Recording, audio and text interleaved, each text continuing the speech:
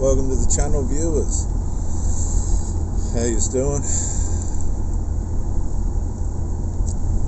Relationships and how they change.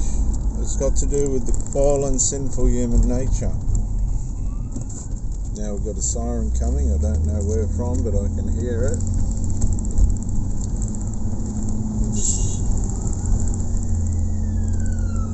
There it goes there.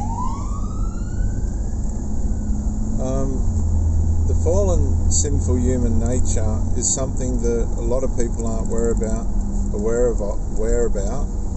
of, and those that are don't fully understand how it can take occasion of your mind.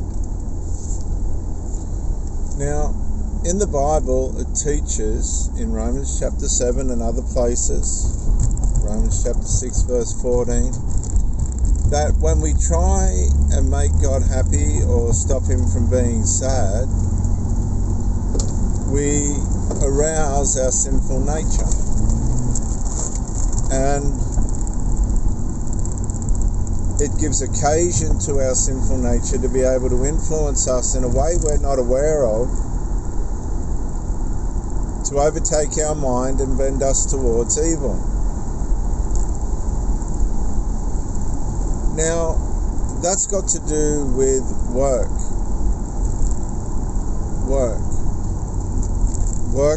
to impress God. The things we think we need to do or not do to make God happy or stop him from being sad.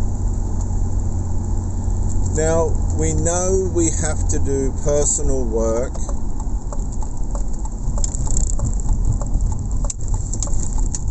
to present ourselves fairly and squarely in a way in which justifies the other person to make an effort as well to have a relationship with us. But this work is internal, and it comes through education and knowledge and self-reflection and self-introspection,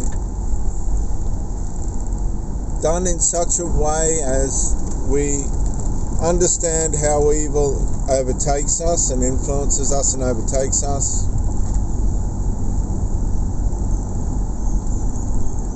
and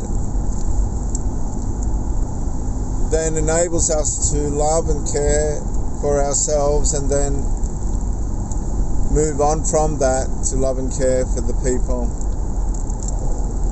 that are in our lives. And that doesn't mean just saying yes to everything. Yes this, yes that, no, yes, whatever. No. There's instruction, there's discipline, there's conscientiousness, there's correction. And all these different things play a part in helping us to keep our relationship together, to have a healthy relationship. People try and get out of it without doing any work at all. They can't come into relationships or go into relationships without resolving the ones that they had beforehand, which means coming to terms with where they brought it undone, which can be confronting. Like we have to too. It's not just them, it's them as well as ourselves. And then when you go into a relationship and you are trying to use someone as a means of soothing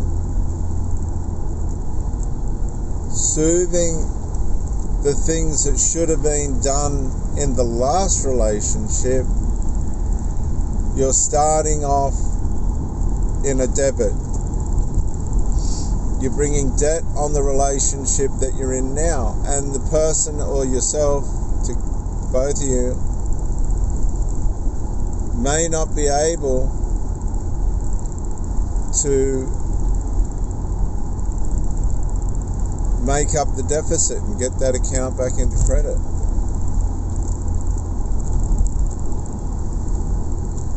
What this means is you'll be meeting people and you'll be on the back foot before you start because of the unresolved psychological and spiritual issues that should have been dealt with. Excuse me. And you say, well, that's not true. Well, it's not true in the initial stages of the relationship, but as it wears on, it becomes true, because our indebtedness to ourselves to get ourselves right becomes cancerous, and it irritates and does things to our soul and spirit to motivate us via our conscience to get ourselves right. Now, a lot of people use medications and alcohol and drugs to numb this self-correcting part of us out. We live in denial. We don't want to face ourselves. Our pride tells us that there's things that we don't need to do. And then we find ourselves subject to mental harm, personal mental harm, brought on ourselves, spiritual misalignment,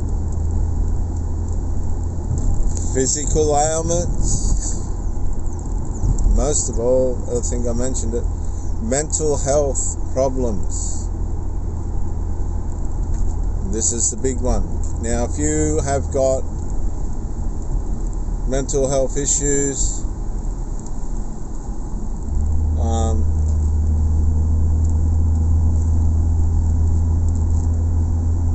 that need to be fixed from past trauma and relationships, and that hasn't been done, how do you think somebody that you just met is going to be able to help you to sort out those things that only you can do for yourself? What people do is they try and load themselves up on the feelings and the sensations that they're getting from the new person as a means of soothing, but it can't last. It doesn't last. It's not something that can be held.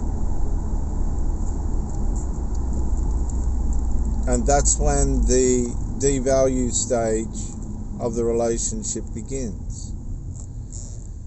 Because there's a soul and spiritual communication going on when you meet someone. Alright? It's not just built on the carnal sinful nature that we have, that just wants to feed itself on lust, sex, and all those things that it needs.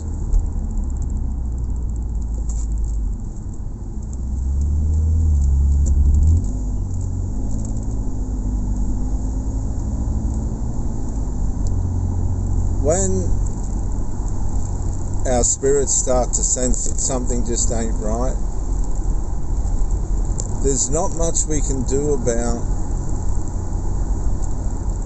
trying to avoid the signals coming from within.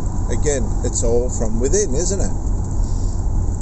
Our spirit and soul is trying to indicate to our mind that we have got ourselves into a situation now that isn't benefiting us, although it seems to be and feels good. Things are starting to not add up, but they're not usually adding up within ourselves, because we never gave ourselves time to know and understand the person that we've started to be intimate with. See, intimacy's really taken for granted now. There's a lot of people that don't understand how impacting and devastating abuse of intimacy can be.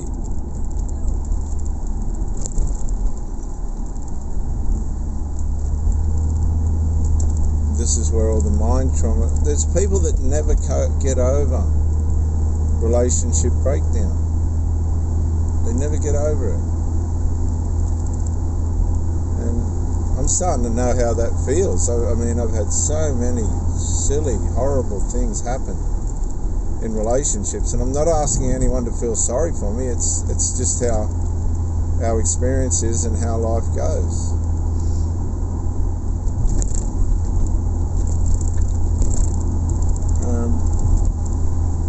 But the sacred part of intimacy used wrong, used in a way in where it's not something that we're trying to bond to each other with, become one,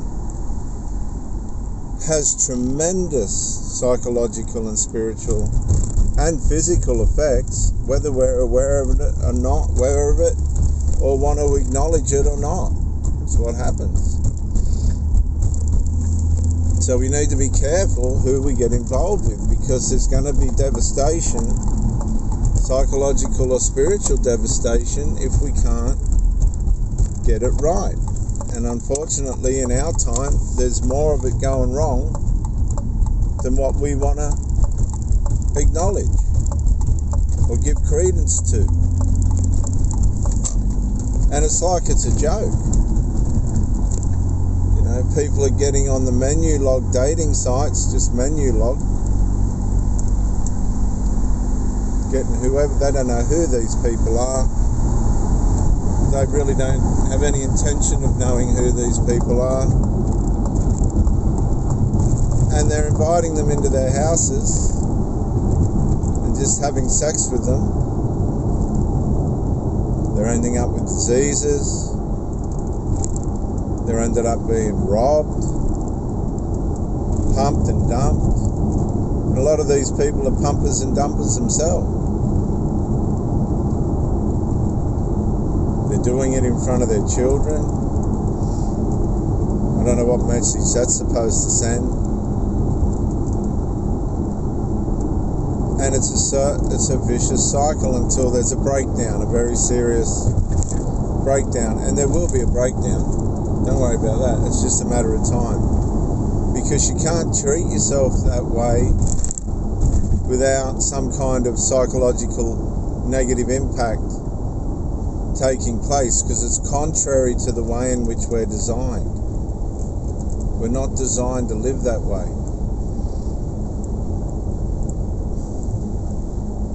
So it's really important that we value the relationships that we have and build power and love and intimacy and oneness within them. And when we don't, when we fail to do that, that's when the trouble starts. And trying to repair the damage that can happen when we're just trifling with our intimacy may never happen, may never ever heal from that. People hear voices in their mind, they get brain fog, they have mental health issues that they have no explanation for, they wonder why they're getting headaches and migraines that they shouldn't. Deep, distant migraines right up in the back of the mind. Add to that in-house efforts to solve the pain through drugs and medications and things that aren't necessarily prescribed. You get people starting to go into dementia early, short-term memory loss. They'll go to the cupboard to get the butter and not know what they're standing there for. They turn to their pets in their solitude just to be able to feel some kind of neutral acceptance. There's really not much you need to resolve with a pet except clean up its shit and feed it. And these people just have difficulty resolving human matters. They have no trouble solving everybody else's problems, but can't seem to solve their own. And I might be one of them. I'm not saying I'm any better, you know what I mean? We've got it on a daily basis. We've got to work this stuff out. One's not better than the other. So it's really important to take intimacy and the people that we're, or the person that we're with, you know, really seriously. Don't leave things that are causing trouble. And if you're with someone that, you know, you're trying to teach them how to love you after 10 years or, you know, that's not going to work. They're just not interested enough in what you need. They're just using you as a source of supply. Sometimes we put ourselves into positions where loyalty and devotion really isn't going to help the person that we've connected to or ourselves, particularly if one or the other has issues that are just overtaking the bond that's necessary through communication and intimacy and oneness in the relationship. A lot of the mental health issues today are coming out of bad parenting and misuse of intimacy. There's a whole different world where drugs and alcohol are being misused, but these are the more covert, subtle ones. Do not abuse yourself intimately. Try and find the right person to share yourself with, and do everything you can not to lose that person, and live a powerful, healthy life which we were designed for. I'm Reverend Dr. J.W. Morrison, theologist. I hope this has resonated with you.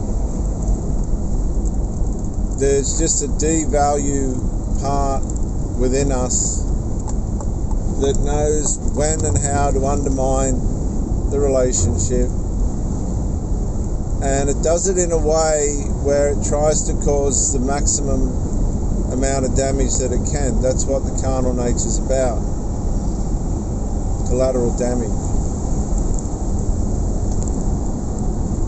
And when the damage is done, or as best as it can do, it just goes on to the next one, and the next one, and the next one. Add drugs, alcohol, medications to that, and you got all sorts of horrible things going on. I'm Reverend Dr. J.W. Morrison, theologist, Central Coast, New South Wales, Australia. Thank you for joining me, and bye for now.